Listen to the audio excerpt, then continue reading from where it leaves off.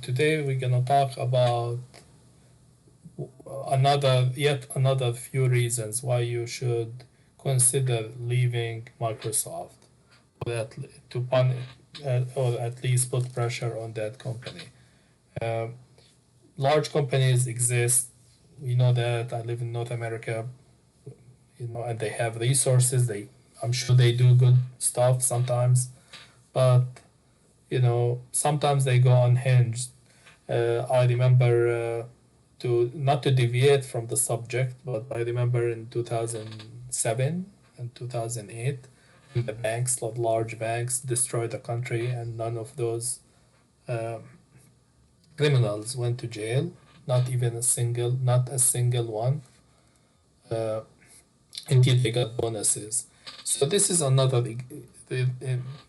similar example of a large company that is embedded itself in our uh, corporate, financial, and educational institutions, where they demand uh, that people use their products in many ways,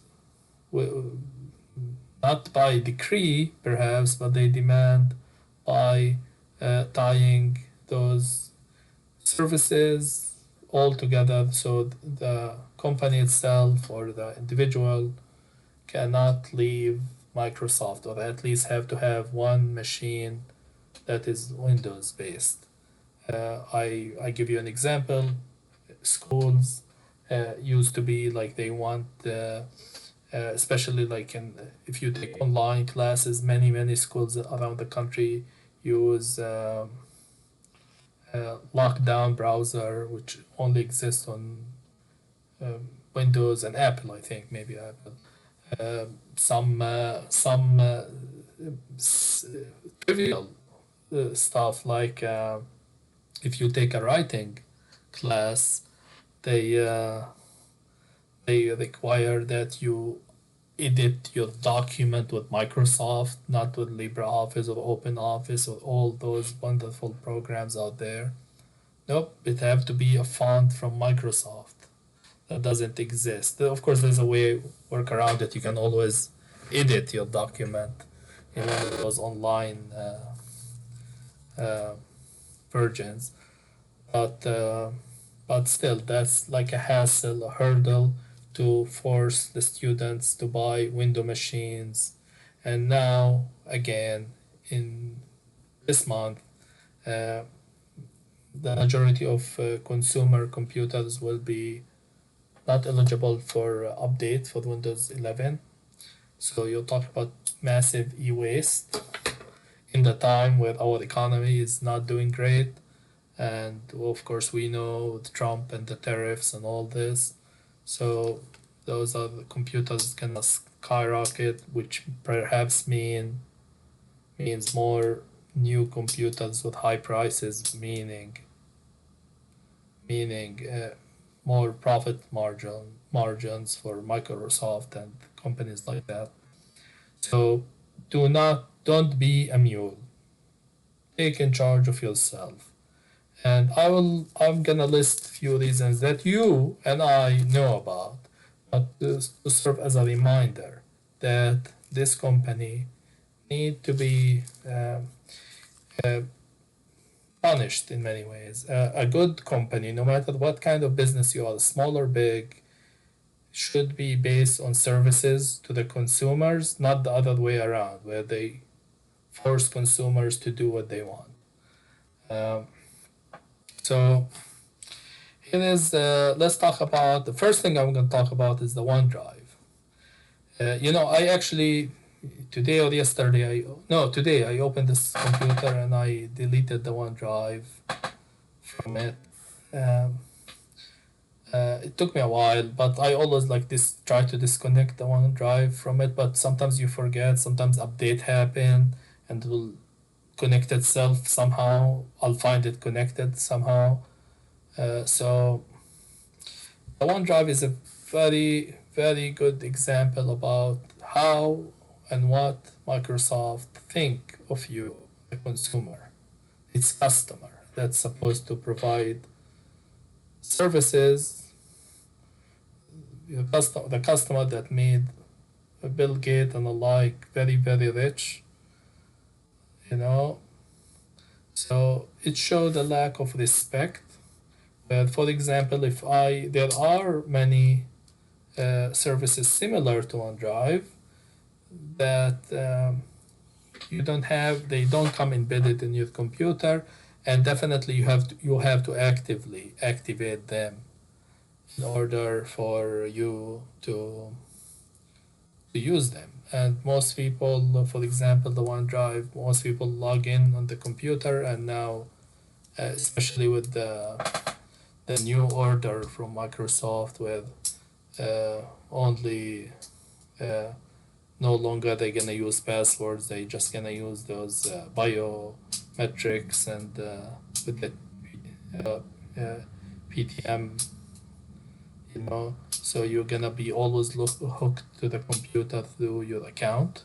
So you're most likely, for most people, the OneDrive gonna be automatically on, which mean whatever stuff you put on your desktop and other files, it will transfer to Microsoft, and all of a sudden, Microsoft will actually only give you 2 gig of space. All of a sudden, they might like, uh, and I'm sure that will probably work on older people. Well, I am older, but older uninformed people, whether they will tell them you have to pay this and that, and some kind of scare tactic, which show the depth that this company is going to milk its consumer. So this is number one issue, you know, with with Microsoft, with Windows, especially the product Windows, because Microsoft is more moving into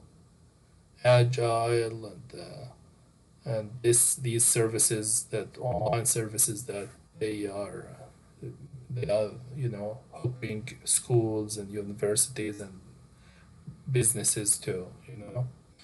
So, and they want everybody to be online, hooked to them, and anyone who lost a Microsoft account, they probably will tell you that there is no customer service when you need them. So, okay, another reason. Let's go look at this. So this is the current, as we speak, the current uh, uh,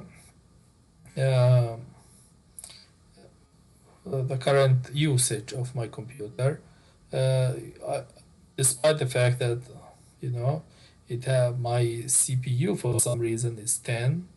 If I was running Linux, I tell you it will be close to 0. But you know, and this is a very good CPU I have on this computer. This computer is relatively strong. Um, uh, let's say the RAM, I have 7 out of 16, and I'm not really running games or anything, and you know, so and and of course the bloat. Windows is famous for bloat. I debloated this program that I have on this machine about like a year ago, and it's still a hefty program in many ways. Um, so, and but the reason for this, that RAM to be bloated like that is always a mystery to me. And my hunch, and this is not something I know, but my hunch is because Microsoft is always pulling data from your computer. It doesn't have to be data like from the OneDrive. There's many other datas, parameters, locations, God knows, maybe search history, whatever it is, you know. So not the data that we think of. Not every data you think of is like pictures of or files and stuff like that that you save. So this is another reason why you should avoid and try to get from under the yoke. Let me use this educated word, the yoke of Microsoft. You know. Uh, oh yeah, glitches and bad performances. Anyone, of course, who uh, too large, and uh, uh, anyone you who had Windows, most of us, all of us had probably had Windows, have Windows or had Windows at some point of our life. We'll get the glitches, the freezes, the blue screens, you know, and these things, despite they did get better a little bit, but they really didn't, like they are not, you know, too large. Uh, Fill up with use. I don't know. I couldn't like word it somewhere else. But if you open multiple applications, and even if your computer is good, it will, if after a while it just jams, uh, and use all your resources. So like um, this is like another reason why you should avoid this place. Okay. Okay, I'm gonna talk about lack of privacy and your choices. We talked about the OneDrive and the choices about OneDrive. This is an example of lack of respect to your choices. And I'm gonna talk about privacy. And I'm gonna ask you, who you trust more? You put your password at home with you, or you have your password with someone else. And if the answer is latter, then I can't argue with you.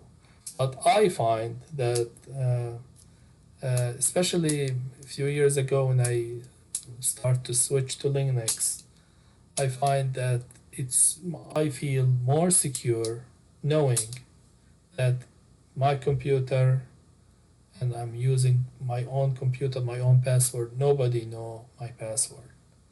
Of course, you can always argue somebody can steal your password. Well, if somebody steal your password, most likely if they're gonna steal it, these days they're gonna steal it from the cloud.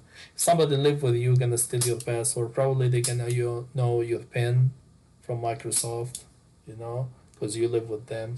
So they're gonna use what PIN, and all this. And uh, uh, this is unnecessary precaution that, in my opinion, putting your information in the hand of a company, not even another individual. You're talking about like a company, large company that's most likely outsourced everything in it. You know how those companies make money. Putting your information somewhere like that with glitches, and this is a very old company, so imagine the bureaucracy and all this. Putting your password, which is the door for your to access your computer,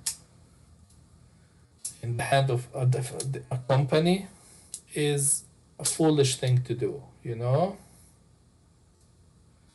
uh, and of course I'm gonna say, ask anyone who had his or her Microsoft account hacked, you know no customer support. And I talk from my coworker. He's a gamer, and this something happened to him, and he had to basically buy a new window license and start the whole thing again. They didn't help him at all.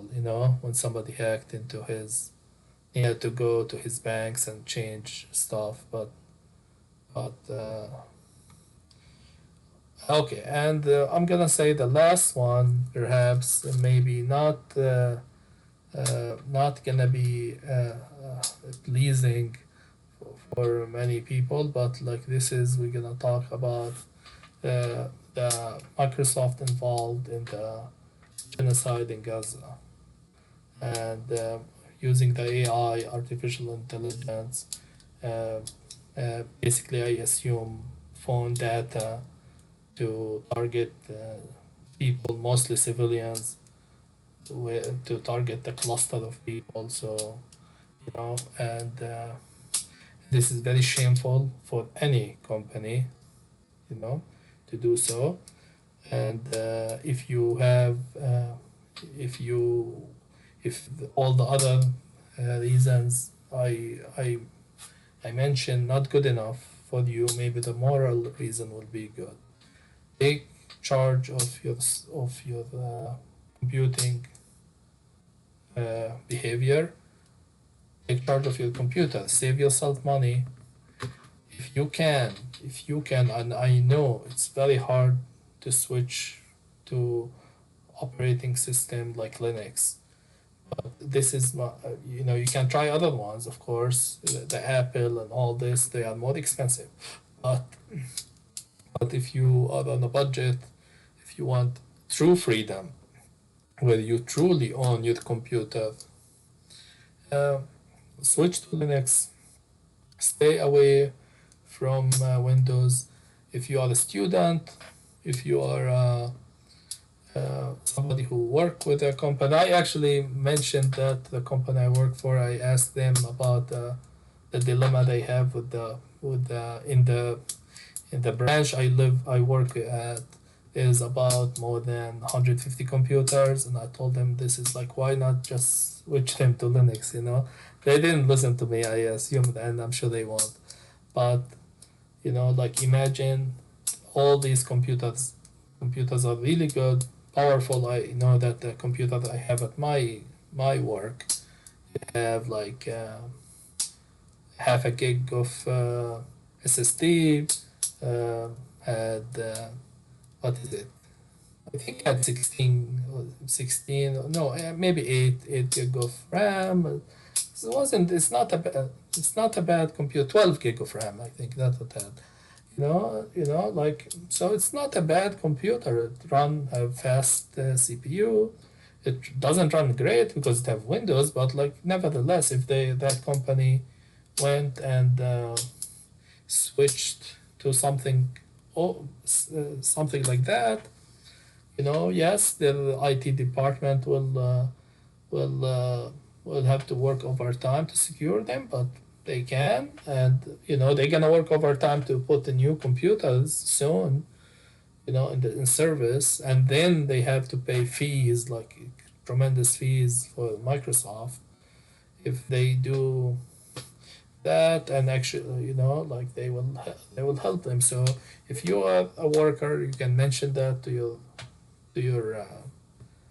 or if you're a business owner, especially if you're a small business owner, it makes perfect sense to move to Linux, because even if you have a site that is built, on a server, most of those servers, especially for small business, they use uh, MySQL, and they use PHP and all this. So like, they are on open source, then they are probably the servers on Linux.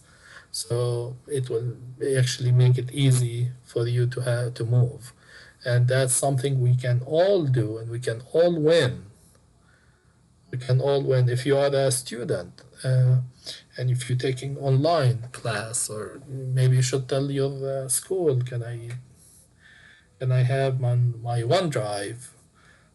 Can we have a different program? Petition them. If more than one student bring it up, they can do it. If you are a student who can go to the school, let's say you're not 100%, not every class you're taking online, you can maybe go to a testing center for a little bit, and and if I actually will try to figure out how to make OneDrive work on Linux, we'll see if I will succeed, if I will have time.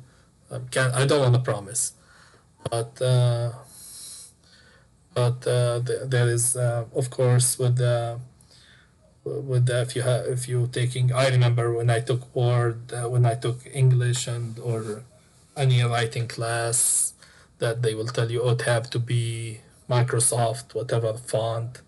So, but like, you can these days. The good thing about that, these days they have Microsoft Cloud.